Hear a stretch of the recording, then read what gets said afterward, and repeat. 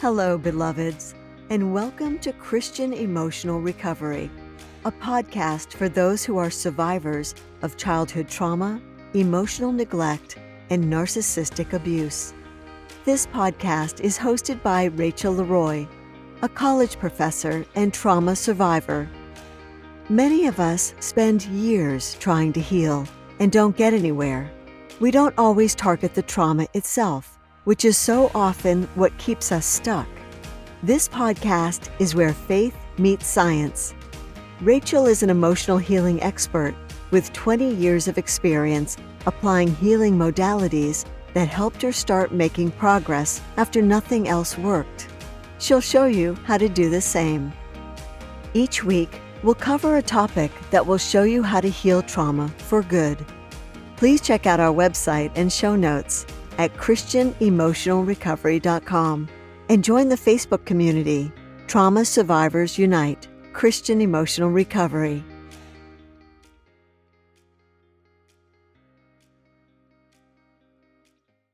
Hello, everyone, and welcome to Christian Emotional Recovery, Season 3, Episode 14. I'm your host, Rachel Leroy, and this episode is Rethinking Our Thoughts, Part 2, What is Learned Helplessness and How Can I Overcome It? This is Season 3, Episode 14, Rethinking Our Thoughts, Part 2, in a series, and this one is What is Learned Helplessness and How Can I Overcome It? Now, this was a two-part series. It's a two-part series, Rethinking Our Thoughts, and Part 1 was Episode 13, and it was Rethinking Our Thoughts, Part 1, What are Cognitive Distortions and How Can I Overcome Them? And then for the second part of this series, we're doing Rethinking Our Thoughts, Part 2, What is Learned Helplessness and How Can I Overcome It? Now, primarily on this channel, we focus on getting to the root of trauma. In other words, what caused it, what contributed to it, where did it come from, and rooting into those experiences in a way where we can feel those experiences, understand those experiences, validate them, and allow them to come up and out through our neural network. And it's also primarily about somatic or body work, because that's where trauma lies, is in the body and in the root of what happened with the trauma. However, I do believe that there is something to also thinking about our thoughts. And even though the primary source of healing for trauma is in the body and in experience, there is also a healing power in being aware of our thoughts, in rethinking those thoughts, and in turning those into a different way of thinking so that we can have a more productive life. So on this channel, I do believe in a holistic approach, and that's why we're doing this series. So just a few things about the channel. If you haven't, please go to the YouTube channel and like the YouTube channel and subscribe, where you can get exclusives that you can't get on the podcast or anywhere else. There is a little overlap, but about 90% of it, 80 or 90% of it is not overlap. Now, you can find the podcast on the YouTube channel, but there's a separate video playlist that I have as well that is exclusive to the YouTube channel. So check that out. If you haven't checked out the Facebook group, go to Christian Emotional Recovery on Facebook and subscribe, where you can get support and weekly memes of encouragement and community with other survivors like yourself. And also, if you'd like to support this ministry, go to ko-fi.com. That's a reputable site, ko-fi.com, and I'll put the link in the show notes along with all these other links. And that's where you can make a one-time donation. And if you'd like to donate monthly, you can donate $5, $10, or $25. You can go to Patreon, and that's also a reputable site for donating monthly in that case. And that I will also put the link in the show notes, okay? So let's go ahead and jump right into this episode. So this one is learned helplessness. And, you know, that term, I have a little bit of mixed feelings about it, but basically, learned helplessness is a psychological term, and I believe it was coined by Martin Seligman and his partner. And there are some research studies that he did that are controversial because they did involve animals, and I have mixed feelings about that. but the research has been done, and so I do want to present them here because it is something that helps you to understand the nature of trauma and the nature of adverse experiences and just stress. Chronic stress can lead to trauma in some cases. So what am I talking about with this experiment? Well, let's go ahead and jump into what learned helplessness is. How can it help you to understand what learned helplessness is, and how do you flip that into what's called learned optimism instead? Learned, keyword learned here. Remember, on this channel, we do not do toxic positivity, and we do not do bypassing. And bypassing is when it's like you're experiencing trauma and somebody's like, oh, you just need to pray harder, or just think positively and everything will be all right. And, stuff like that. And so this is learned optimism. In other words, it's a skill that can be cultivated. And learned helplessness, if you experience that like I have a lot, you probably can extrapolate what it means just by the term, but we will talk about it. Then you might also have a lot of learned helplessness that you're not even aware of, and some of which you are. But either way, if you've experienced strong ACEs or adverse childhood experiences, or if you've experienced a lot of narcissistic abuse, childhood emotional neglect, childhood trauma, or childhood abuse, emotional abuse, or any kind of adult trauma or abuse as well, sexual abuse, or anything that's traumatic, that's really traumatic, then you may have a sense of learned helplessness in certain areas of your life or in a lot of areas of your life. That's the other thing, is that learned helplessness, you might excel in one area of your life and then be really bad in another area. So like you might be really good at relationships and not good at money. Or the other way around, you might be really good at your career and making money, but you're not good at relationships. So most of us who have experienced trauma, we do see the price paid in different areas of our lives, right? There are deficits, there are shortcomings, there are things we just don't feel like we can get right. So let's go ahead and jump into learned helplessness and talk about it. So we'll talk about what is learned helplessness, and we'll talk about the experiment that Seligman and his partner did that came up with a theory and how he amended it. We'll talk about what causes learned helplessness. We'll talk about the symptoms of it, and then what are ways to overcome learned helplessness. That's the whole point, is to flip the script, to overcome it, to cultivate learned optimism.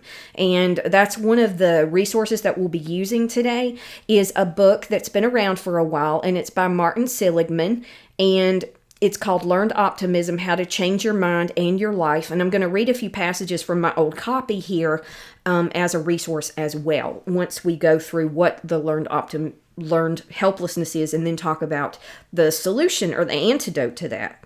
And so we'll also talk about the resources that can help you to overcome this and steps you can take. Okay, so first of all, it's good to know that this theory is based more in cognitive-based therapies. And, a lot of therapists and psychologists use different therapies in conjunction with one another. It's not all one thing or the other. And so using a combination of therapies can be very helpful.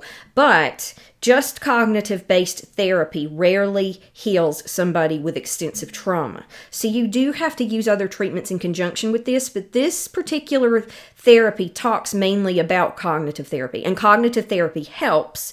It's just that it works better in conjunction with more body-based therapies like EMDR or ART. If you're not sure what those are, look up the letters and it'll tell you. I'm just really bad at remembering abbreviations, but they're basically body-based therapies that help you to remove trauma in a more visceral, somatic, body-based way. Does that make sense?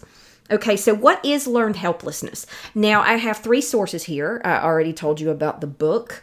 The other 2 are 2 articles. One is What is Learned Helplessness in Medical News Today by Jane Leonard, and it's medically reviewed by Danielle Wade. And then another one is Learned Helplessness and CPTSD. So this one actually connects the concept of learned helplessness with the concept of complex trauma.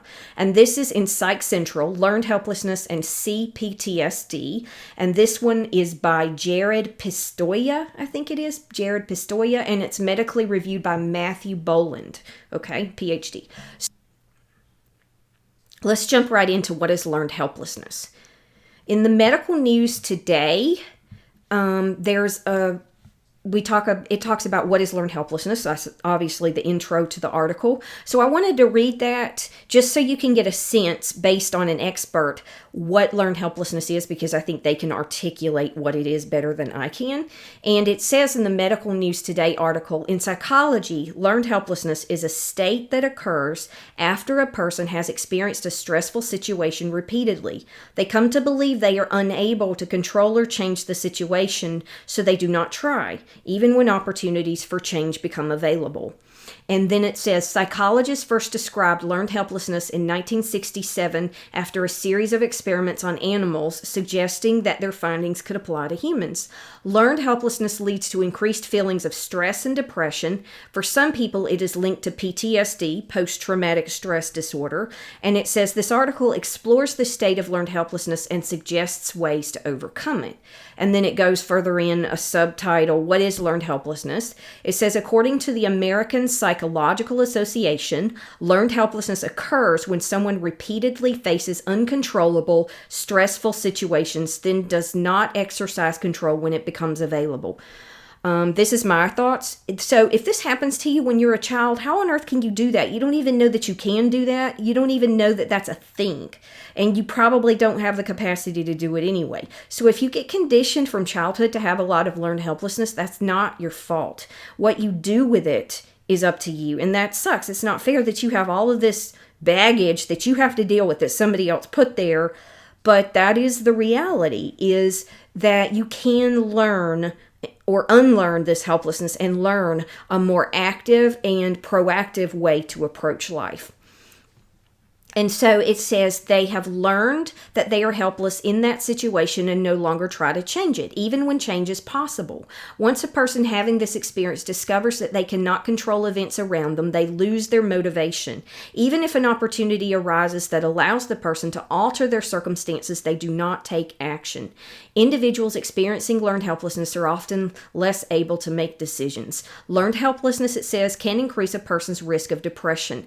Professor Martin Seligman, one of the psychologists credited with defining learned helplessness, has detailed 3 key features. 1, becoming passive in the face of trauma. 2, difficulty learning that responses can control trauma. And 3, an increase in stress levels.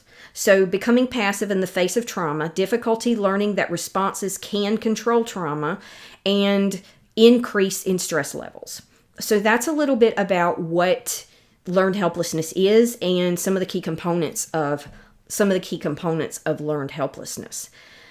And so I wanted to also talk about, look at the history of it, because it's very brief, but learning the history of learned helplessness will actually help you to understand where this study comes from, how it formed, and how it impacts human psychology, because then you can see the cause and effect relationship between certain stimuli or things that happen or triggers and a reaction. Okay, so let me preface this part by saying that I do not support animal testing in general.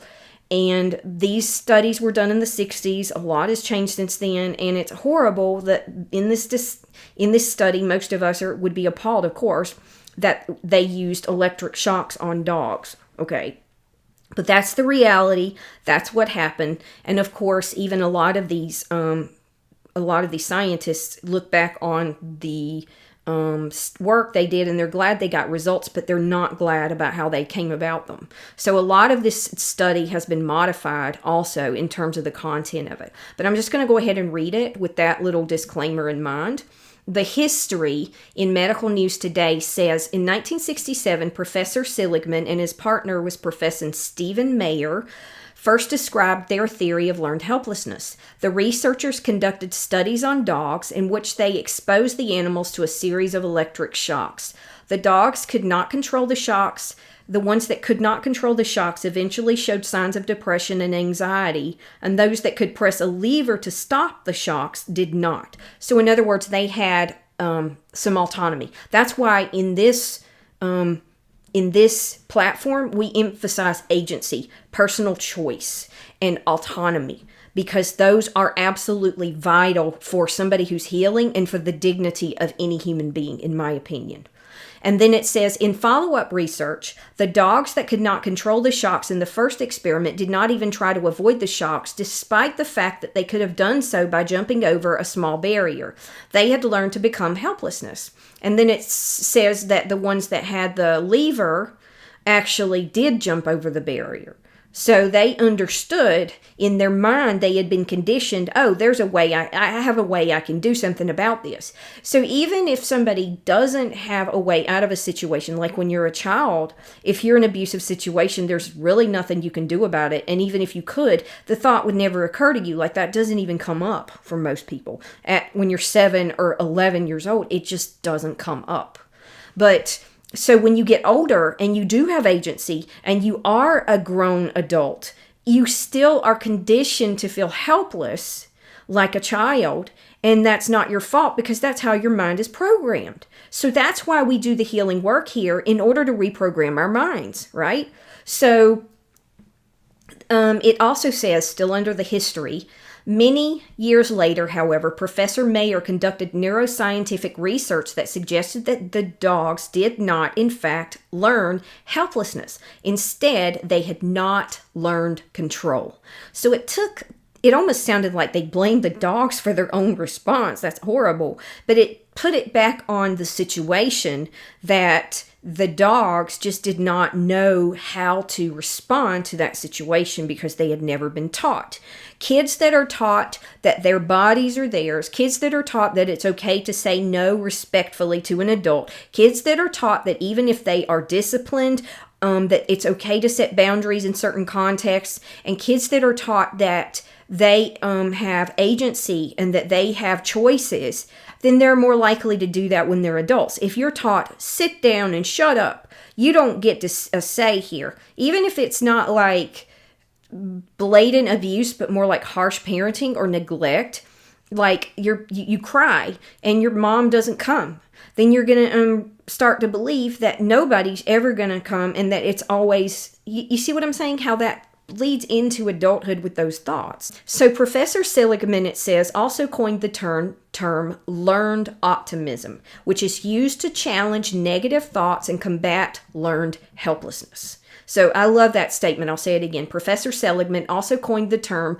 learned optimism, which is used to challenge negative thoughts and combat learned helplessness. So that's a little bit about what learned helplessness is, a little bit about the history of it, and a little bit about the what the experiment entailed and how that connects to how our thoughts are and our own experiences quite often in childhood, and how we're conditioned and programmed to feel and to be helpless, and we don't even know there's another option.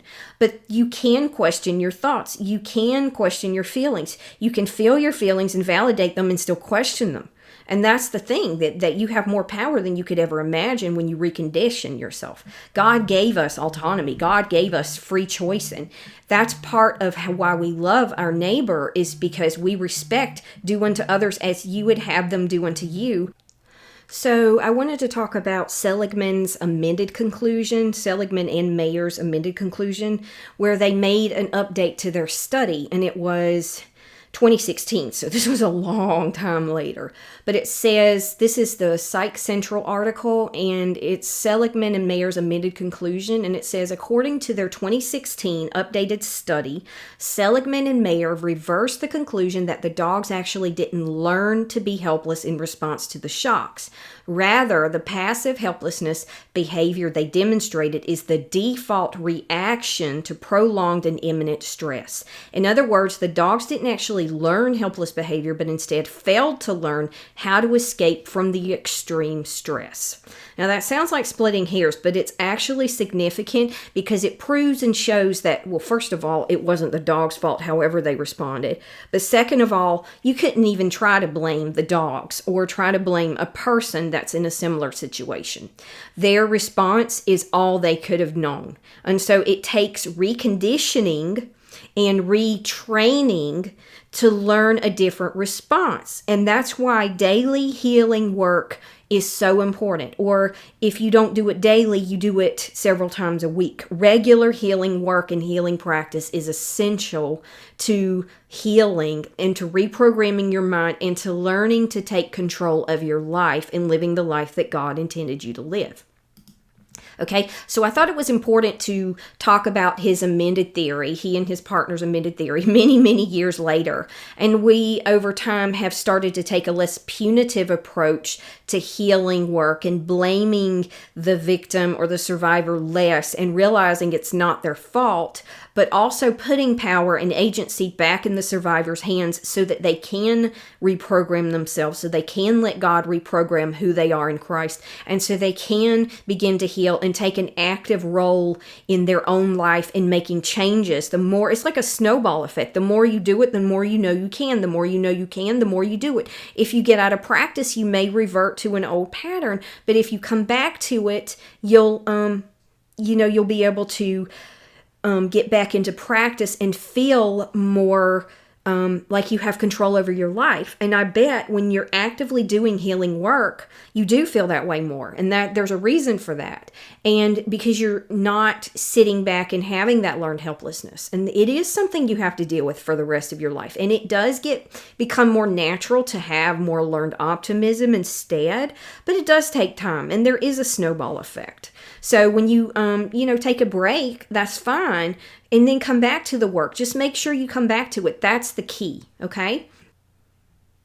Okay, so in the Psych Central article, it's Who Does Learned Helplessness Affect? And it says, learned helplessness can affect anyone, of course. It can often begin in early childhood, especially if a child was abused or neglected, according to a 2016 review of studies. Under these circumstances, a child can take on a significant amount of emotional distress and ultimately develop feelings of helplessness. Abuse and neglect are particularly problematic in childhood because kids are unlikely to associate what they're experiencing with abuse. They also have less knowledge and fewer resources to make actionable changes. The result, for example, could be that the child grows up believing they're worthless, insignificant, or powerless in the face of stress or adversity. The early traumatic experiences of childhood can then develop into more complicated conditions such as CPTSD.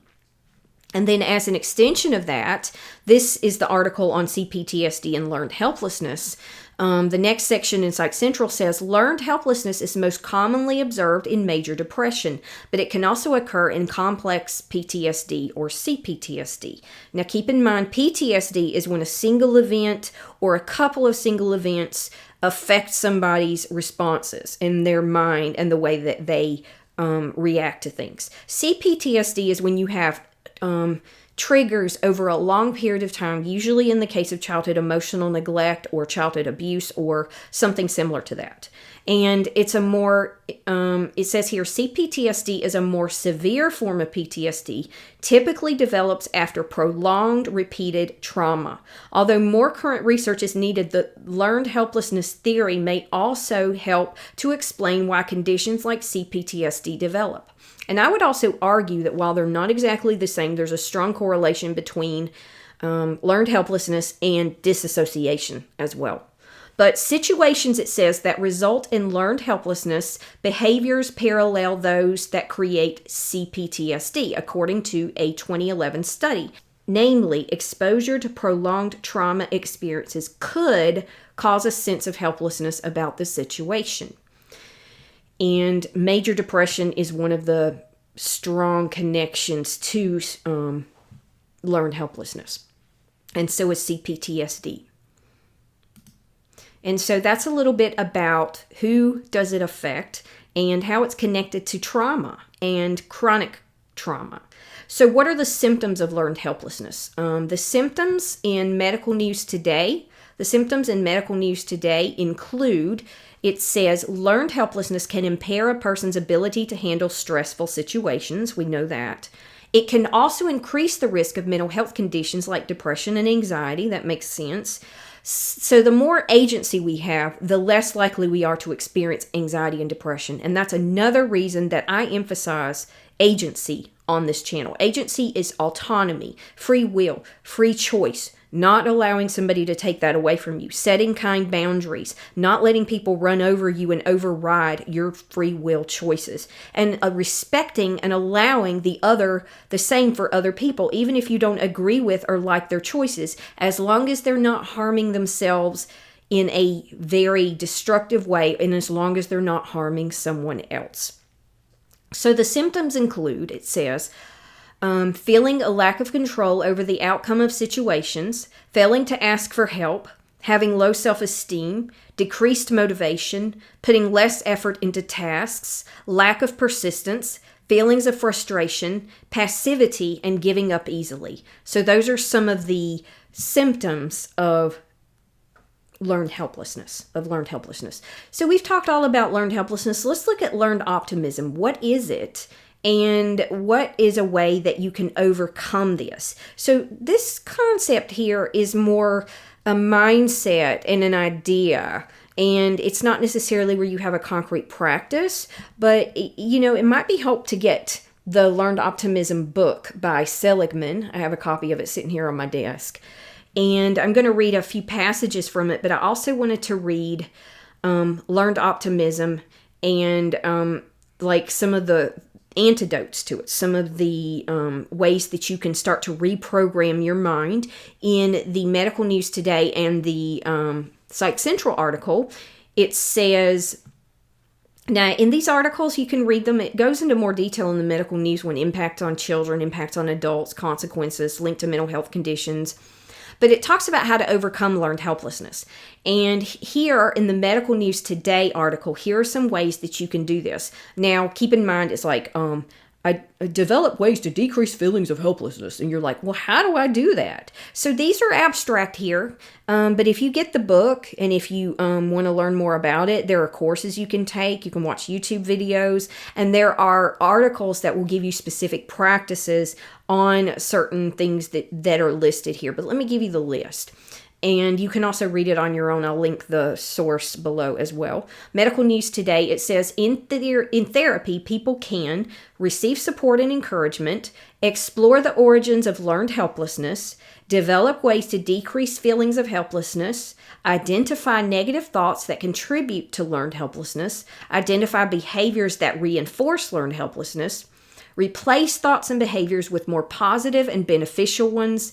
So there's a podcast episode that I talked about flipping the script, and that was one of the first podcast episodes I did a couple of years ago, and I'll include that in the show notes, and that's one thing that you might do to help you to start replacing some of those negative thoughts with positive thoughts, because I know that's easier said than done, and I struggled with that my whole life, and that's why it has to be something deeper and something more rooted inside of you, and not just like this sort of methodical replacement of old behavior with new. It needs to be something that sticks. So healing that sticks is one thing, and the other one is flipping the script, changing the narrative around your experiences and in your life. And so another one is identify behaviors that reinforce learned helplessness, replace thoughts and behaviors with more positive and beneficial ones, improve self-esteem, work through challenging emotions, and address instances of abuse, neglect, and trauma. So yes, getting to the root of your trauma also helps with learned helplessness. And I think it's important to do that work more, but to be aware of this other component of it and how conditioning your mind from the outside in can also be helpful, even though doing more of the work from the inside out is more helpful. Does that make sense? So doing the work from addressing instances of abuse, neglect, and trauma and doing the somatic work, in my opinion, is more powerful for a trauma survivor, but that does not mean that reconditioning your mind doesn't have its place, because it does. So, and the last one is set goals and tasks for themselves. In other words, agency, autonomy, free will. And then it says, some older research also suggests that exercise can prevent learned helplessness in animals. And I would argue it does. There's so much anecdotal and scientific evidence that exercise helps us to feel calmer, more in control, clearer-minded. People that do exercise actually perform better on intellectual tests as well. So there's definitely something about the brain functioning better and you being able to function better as a result. And it also says, though there is no research into this particular effect of exercise in humans, physical activity usually benefits mental health and can reduce or prevent anxiety, depression, stress, and other health problems. Eating a healthful diet, meditating, and practicing mindfulness are other lifestyle changes that can boost a person's mental health and outlook. Yet another advantage of daily practice, right? And we would also say scripture, time with God, listening to Christian music, listening to any kind of positive upbeat music, prayer, all of those go along with these other practices in terms of the benefits they have on the body and on the mind and on overcoming learned helplessness, okay? So those are some things that you can do to overcome learned helplessness. There's also a little section in Psych Central that talks about that. And it basically talks about cognitive therapy and EMDR, or eye movement desensitization therapy, are good therapies for treating learned helplessness. That's from the Psych Central article. And it also talks a little bit more about how we self-talk, how self-talk can impact our healing, and how positive self-talk can be a way to recondition ourselves for learned optimism. And it says here in Psych Central, the role of explanatory styles. It says the updated conclusions from the Seligman and Mayer study suggest that a hopeful way of making sense of complicated circumstances, also known as explanatory style, I would say self-talk, can overcome learned helplessness. They elaborate that this is likely the best defense against the default helpless response. Your explanatory style centers around the beliefs of how much influence you have on a situation. If you see yourself as a passive agent in an uncontrollable situation, or you believe you have some influence on a situation and hope that it will not be permanent, that hope would underlie a semblance of control. Both perspectives influence your potential for helpless behavior, explain the researchers.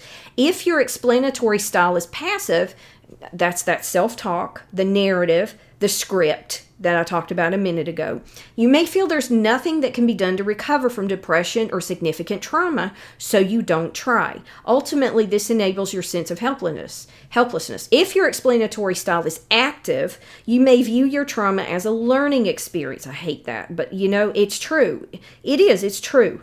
And I'm seeing more of our culture's mindset going more towards learned helplessness, and it's kind of scary because people are like, I can't see it as something as a learning experience. This should have never happened to me. Yeah, you're absolutely right. It should have never happened to you. But you know what? It did. And is it your fault? No, it's not. And does it suck? Yeah, it sucks. Is it fair? No, it's not fair. But you know what?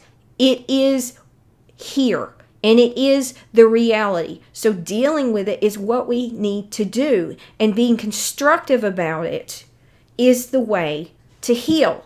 And so don't do anything to block your own healing. Validate yourself. And don't wallow in, this shouldn't have happened to me so long, that it keeps that in itself. The validation can become a form of, I don't want to say self-pity, but yeah, self-pity and wallowing. Whereas seeing it as a learning experience, not, oh, God gave this to me so I would learn, but here it is, it happened, so I'm going to learn from it. You see the difference? Moving forward, that will help you to move forward. And then lastly, it says this style could then serve to protect against helplessness by enabling a hopeful perspective.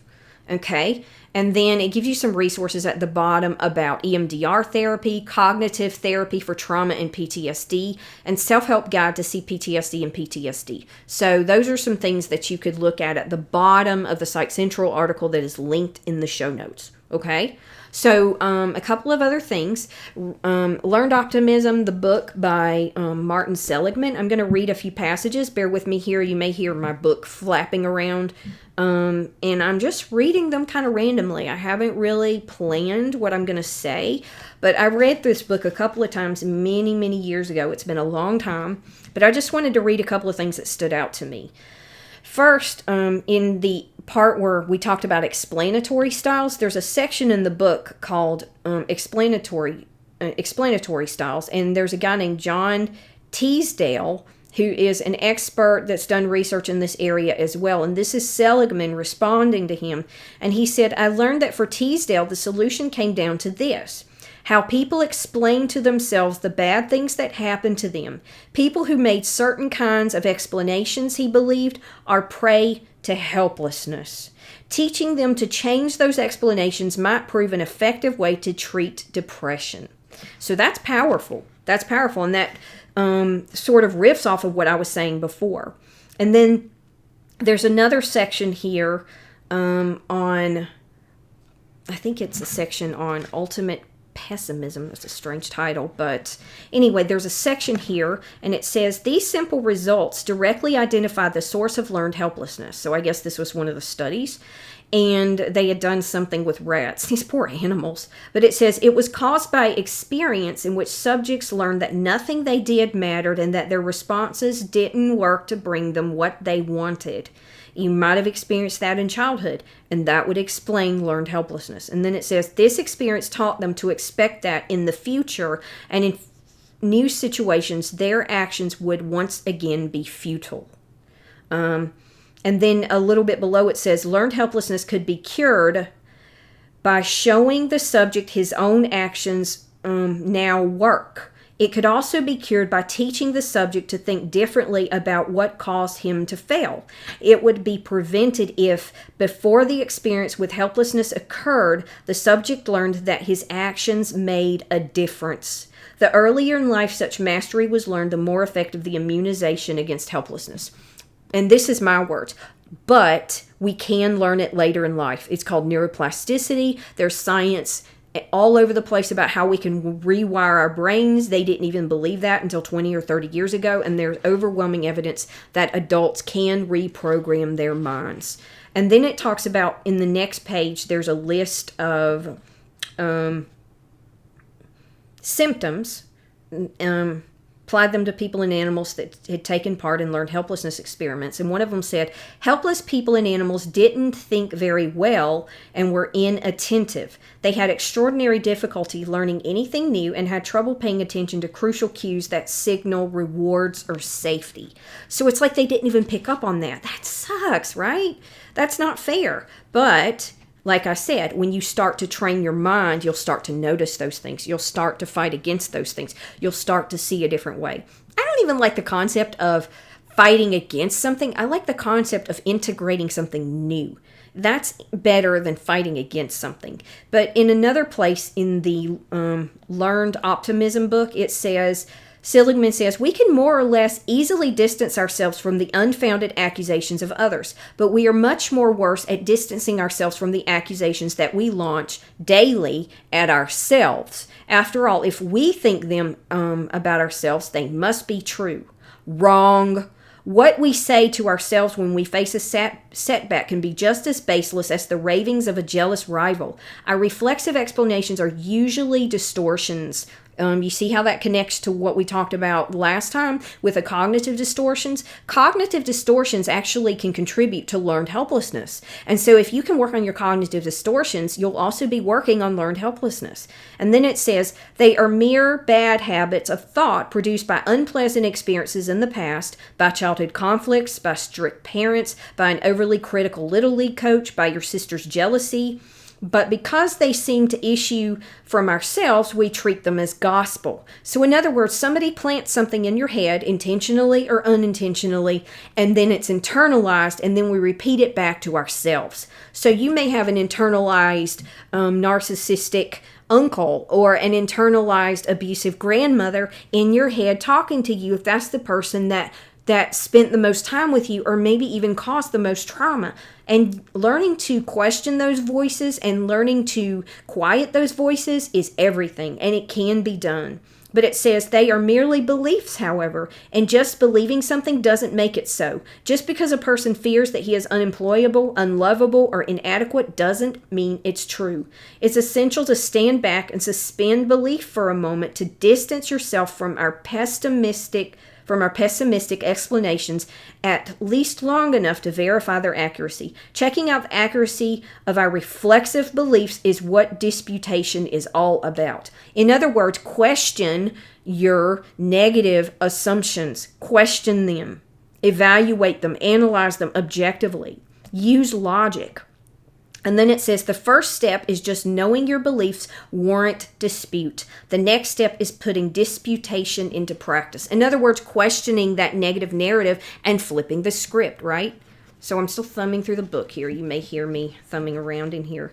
I think that's all the quotes that I wanted to read from the book, but that just gives you an idea of some of the content in the book. And so, like I said, I will put that in the show notes as one of the resources, and that is what you might get this book as a good first step on if you're like, I don't know where to start. How do I work on my learned helplessness and flip the script into learned optimism? I would say work on cognitive distortions. So go back to part 1 of this series and get the book on Feeling Good by, I forgot the guy's name, Burns. And then the other one is Learned Optimism, and that's by Martin Seligman. And go through those books slowly, journal out the responses and the work, underline things, read it aloud, listen to it again and again, and get this stuff in your mind and start reprogramming it. That's something you can do. I'm not saying you have to, but that's something that you can do.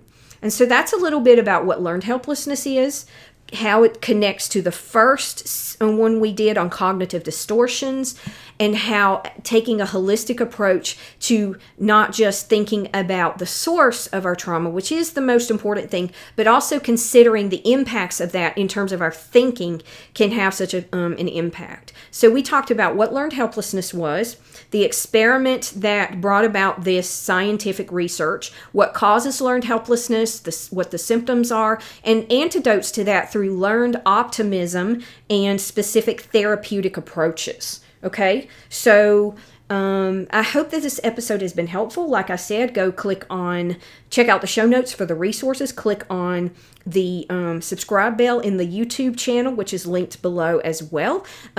Please feel free to join the Facebook group, Christian Emotional Recovery, if you want to contribute to this channel so I can continue to do this work. Go to the links below in order to contribute. One is ko-fi.com and the other one is patreon.com. Thank you so much for listening. This was part 2 in a 2-part series, and this was season 3, episode 14.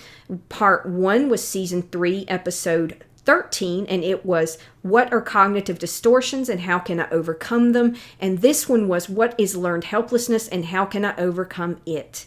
Remember that you have autonomy and you have agency and you have power, and God gave that to you. And this isn't about trying to be in control of everything. It's about being in control of yourself. And by doing that, you're allowing God to work in your life more actively. And change is possible, healing is possible. It's about doing the reconditioning and reprogramming daily healing work. And you do start to see changes as time goes on. But thank you so much for listening. Remember, you are fearfully and wonderfully made, and God loves you. Thank you so much for tuning in to this week's episode of Christian Emotional Recovery, hosted by Rachel Leroy. For links to this week's resources and to join the discussion, check out this episode's show notes at christianemotionalrecovery.com, where you can also find links to our YouTube channel and Facebook group. Join our email list and get other episodes and resources. If you enjoyed the podcast, please rate and review the podcast and tell a friend who may benefit from this message. See you next time. And remember, beloveds, God loves you, and you are fearfully and wonderfully made.